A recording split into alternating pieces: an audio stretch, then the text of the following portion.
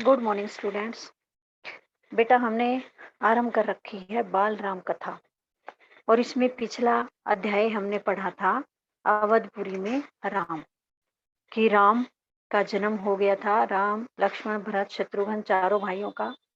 और उसी पाठ में आया था कि विश्वामित्र राम को लेने के लिए अयोध्या में आए थे और राजा दशरथ से उन्हें लेकर के चले गए थे, जहां एक कोई यज्ञ कर रहे थे।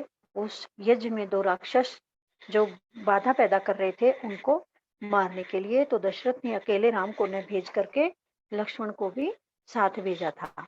तो अब आगे देखिए पाठ में क्या है। जंगल और जनकपुर।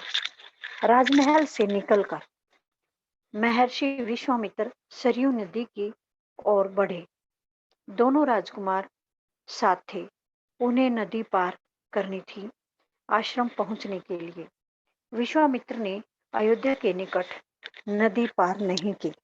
दूर तक सरयू के किनारे किनारे चलते रहे, दक्षिणी तट पर, उसी तट पर जिस पर अयोध्या नगरी थी। राजमहल से निकलने के बाद महर्षि विश्वामित्र राम लक्ष्मण के साथ सरयू नदी के किनारे किनारे आगे बढ़ने लगे। उनको आश्रम में जाने के लिए नदी पार करनी थी, लेकिन विश्वामित्र ने अयोध्या के पास से नदी पार नहीं की। दूर तक सरयू नदी के किनारे किनारे पर वे चलते रहे। कौन से तट पर? दक्षिणी तट पर, उसी तट पर चलते रहे जिस पर अयोध्या नगरी थी। वे चलते रहे। नदी के घुमाव के साथ साथ राजमहल पीछे छूट गया, उसकी आखिरी बस्ती भी निकल गई। चलते चलते एक तीखा मोड़ आया तो सब कुछ दृष्टि से ओझल हो गया। वे क्या करते रहे? विश्वामित्र राम लक्ष्मण चलते रहे, जहां नदी में घुमाव आता था घुमाव के साथ साथ चलते रहे। घुमाव के साथ चले तो राजमहल वगैरह पीछे छूटते चले गए। उनकी आखिरी जो बस्ती थी अयोध्या की वह भी निकल गई, वह भी पीछे छूट गई। चलते चलते एक काफी बड़ा मोड़ आया। उस मोड़ से जब वे मुड़े तो अयोध्या की तरफ दिखाई देने वाला सब कुछ पीछे छूट गया, आंखों से ओझल हो गया। राम और लक्ष्मण ने एक बार भी पीछे मुड़कर नहीं देखा। उनकी नजर सामने थी, महर्षि विश्वामित्र के सधे कदमों की ओर। सूरज की चमक धीमी पड़ने लगी, शाम होने को आई। राजकुमारों के चेहरों पर थकान का कोई चिन्ह नहीं था, उत्साह था। वे दिन भर पैदल चले थे और चलने को तैयार थे। राम और लक्ष्मण ने एक बार भी पीछे मुड़कर नहीं देखा। उनको उत्साह हो रहा था विश्वामित्र के साथ जाने के लिए। उनकी नजर सामने थी, कहां? विश्वामित्र के कदमों की ओर। सूरज की चमक भी फीकी पड़ने लगी थी, शाम होने लगी थी। राजकुमारों के चेहरों पर अभी भी थकावट का कोई चिन्ह नजर नहीं आता था। वे बहुत अधिक उत्साहित थे। दिन भर वे पैदल चले थे और अब भी वे पैदल चलने को तैयार थे। थकावट जरा सी भी उनके चेहरे पर दिखाई नहीं दे रही थी। महर्षि अचानक रुके। उन्होंने आसमान पर दृष्टि डाली। चिड़ियों के झुंड अपने बसेरे की ओर लौट रहे थे। आसमान मटमैला लाल हो गया था। चरवाहे लौट रहे थे। गायों के पैर से उठती धूल में आधे छिपे हुए। क्या था? अचानक महर्षि रुके। उन्होंने देखा आसमान की ओर कि चिड़ियों के झुंड जो थे अपने बसेरे की ओर लौट रहे थे। चिड़ियों के झुंड कहाँ लौट रहे थे? अपने बसेरे की ओर। और आसमान कैसा दिखाई दे रहा था? मटमैला लाल दिखाई दे रहा था। चरवाहे वापस लौट रहे थे और गायों के पैर की धूल उड़ रही थी और उसमें आधे वो छिपे हुए थे। किसके कारण? गायों के पैर की उड़ती धूल के कारण। हम आज रात नदी तट पर ही विश्राम करेंगे। महर्षि ने पीछे मुड़ते हुए कहा। दोनों राजकुमारों के चेहरे के भाव देखते हुए विश्वामित्र हल्का सा मुस्कुराए।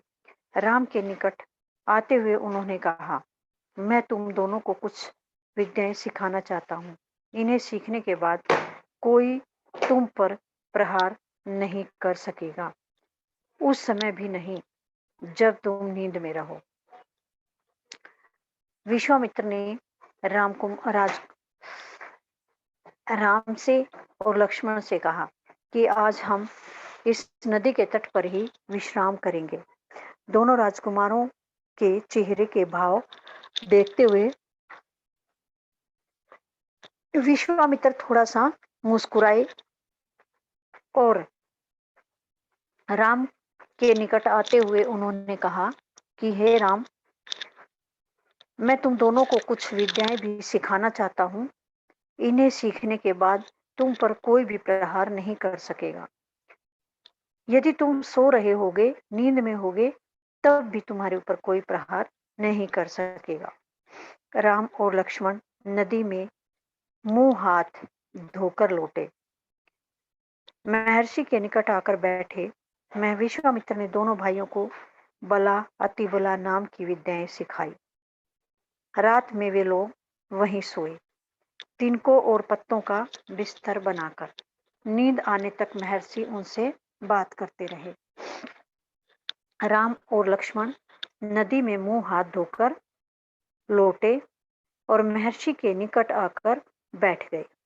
विश्वामित्र ने दोनों भाइयों को बला और अतिबला नाम की विद्याएं सिखाई। बला और अतिबला नाम की विद्याएं राम लक्ष्मण को किसने सिखाई? विश्वामित्र ने। ये क्वेश्चन बन रहा आपका यहाँ, बहुत अच्छा।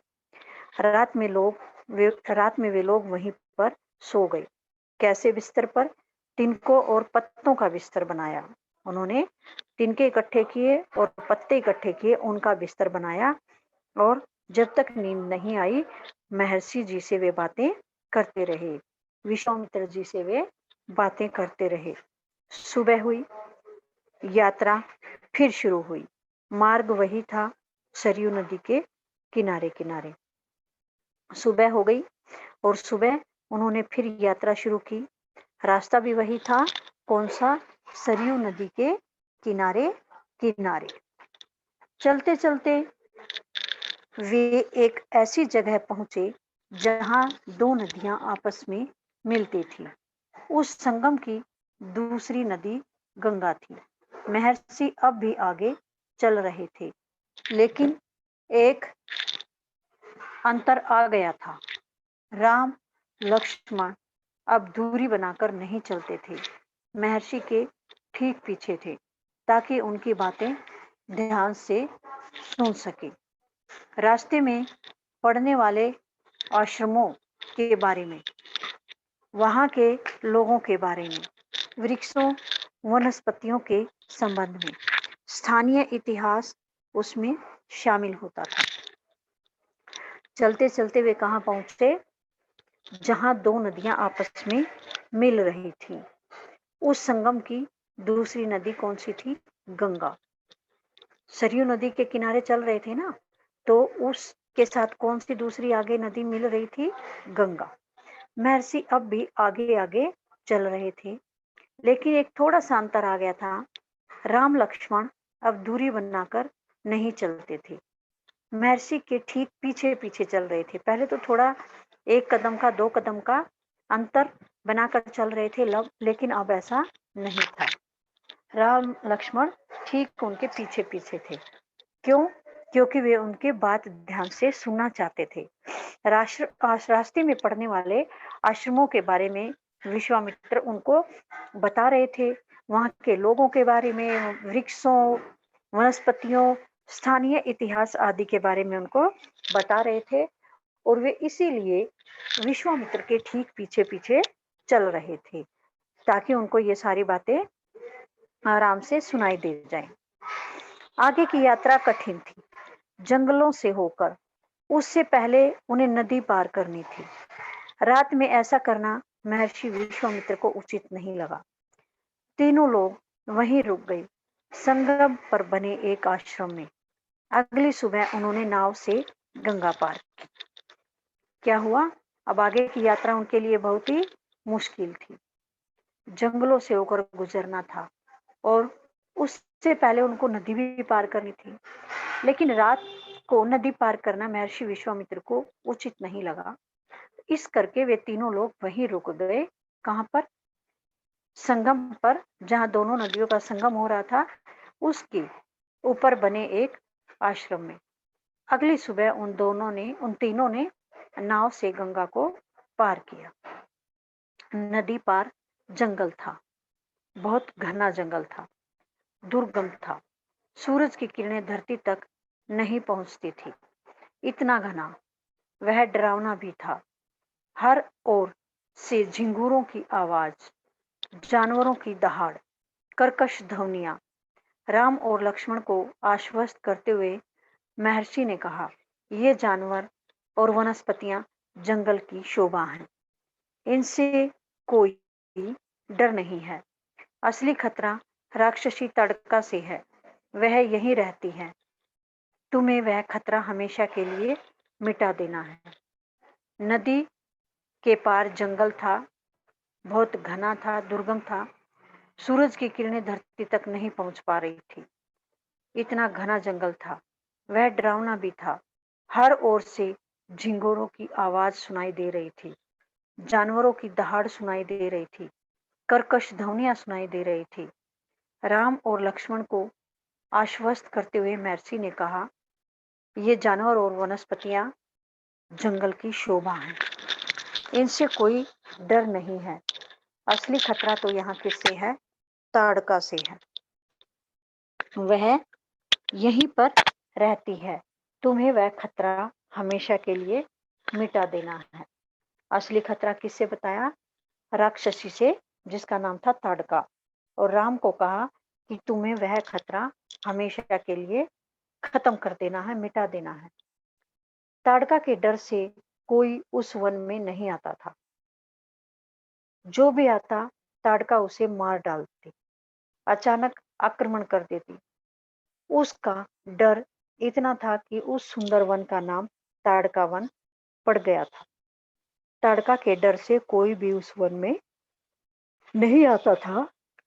जो कोई भी आ जाता तो ताड़का उसे मार डालती थी। और इसी कारण उस सुंदर वन का नाम तो क्या था उस वन का? सुंदर वन। लेकिन ताड़का के डर से या ताड़का के लोगों को मारने से उसका नाम ताड़का वन पड़ गया था। राम ने महर्षि की आज्ञा मान ली, धनुष पर प्रत्यंचा चढ़ाई और उसे एक बार खींचकर छोड़ा। इतना ताड़का को क्रोधित करने के लिए बहुत था। टंकार सुनते ही क्रोध से बिलबिलाई ताड़का गरजती हुई राम की ओर दौड़ी। दो बालकों को देखकर उसका क्रोध और भड़क उठा। राम ने क्या किया?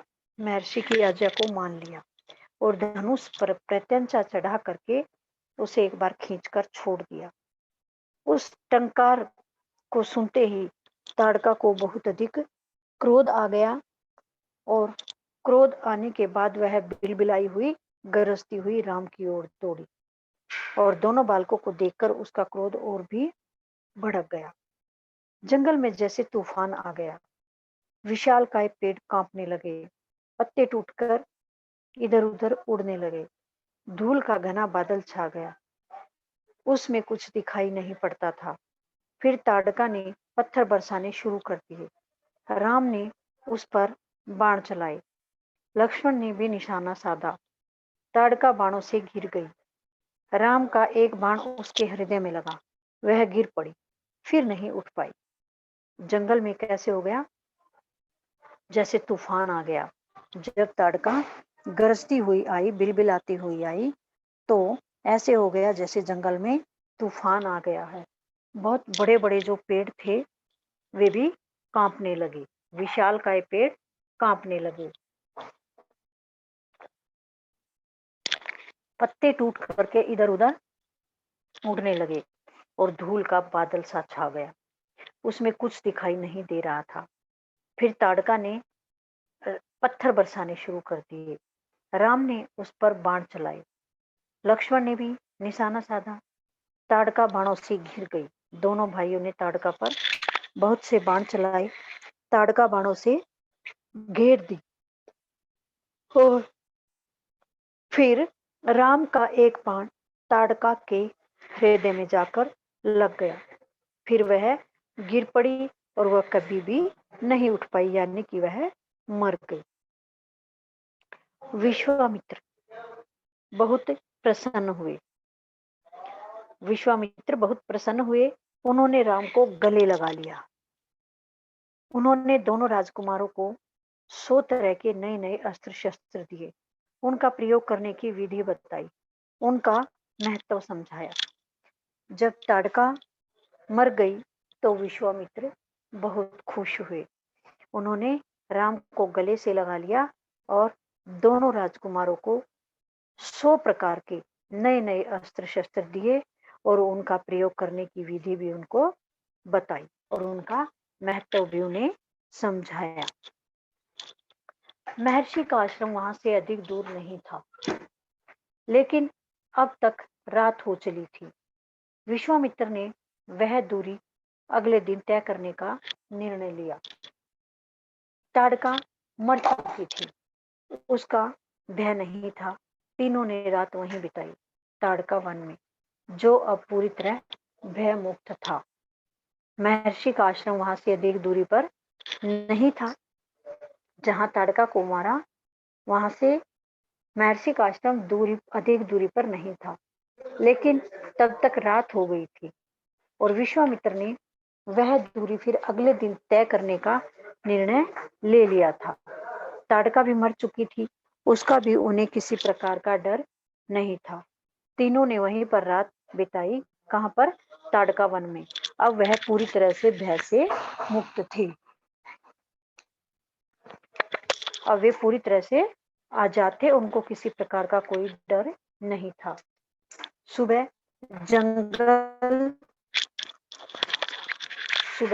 जंगल बदला हुआ था। अब वह ताड़का वन नहीं था, क्योंकि ताड़का नहीं थी। भयानक आवाजें गायब हो चुकी थी। पत्तों से गुजरती हवा थी। उसके सरसराहट का संगीत था। चिड़ियों की चहचहाट थी। शांति थी। तस्वीर बदल गई थी। सुबह क्या था? जंगल बदला हुआ दिखाई दे रहा था। अब वह ताड़का वन नहीं रहा था, क्योंकि ताड़का अब वहां नहीं रही थी। ताड़का को श्री रामचंद्र जी ने मार दिया था। जो ताड़का भयंकर आवाजें करती रहती थी, वे सभी आवाजें भी खत्म हो चुकी थी। पत्तों से गुजरती हवा सुनाई देती थी। सरसराहट का संगीत सुनाई देता था। चिड़ियों की चहचहाट सुनाई देती थी। चारों ओर शांति थी, जैसे पूरे जंगल की तस्वीर ही बदल गई थी। सिद्धाश्रम का अंतिम पड़ाव था। महर्षि का आश्रम। आश्रम रास्ता छोटा भी था, मनोहारी भी। प्राकृतिक सौंदर्य का आनंद लेते तीनों लोग जल्दी ही आश्रम पहुंच गए थे। आश्रम वासियों ने उनकी आगवानी की, अभिनंदन किया। उनकी प्रसन्नता दुगनी हो गई। महर्षि विश्वामित्र के आश्रम लौटने की खुशी, राम लक्ष्मण के आगमन का सुख। अब सिद्धाश्रम का पड़ाव था, अंतिम पड़ाव था, और वहां महर्षि का आश्रम था। सिद्धाश्रम का अंतिम पड़ाव था और वहां अब महर्षि का आश्रम आ गया था। रास्ता भी बहुत ही छोटा था, सुंदर भी था। प्राकृतिक सौंदर्य का आनंद लेते हुए तीनों लोग जल्दी ही आश्रम में पहुंच गए और आश्रम में रहने वालों ने, आश्रम के आसपास रहने वालों ने उनकी अगवानी की, आवभगत की, अभिनंदन किया, स्वागत किया और उनकी प्रसन्नता दुगनी हो गई।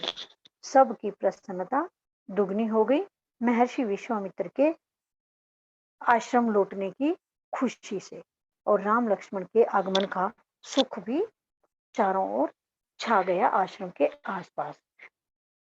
विश्वामित्र यज्ञ की तैयारियों में लग गए। अनुष्ठान आरंभ हुआ। आश्रम की रक्षा जिम्मेदारी राम लक्ष्मण को सौंपकर महर्षि आश्वस्त थी। अनुष्ठान अपने अंतिम चरण में था। पूरा होने वाला था कुछ ही दिनों में। अब विश्वामित्र जो अपना अनुष्ठान कर रहे थे, यज्ञ कर रहे थे, उस यज्ञ की तैयारियों में विश्वामित्र लग गए। अनुष्ठान आरंभ किया।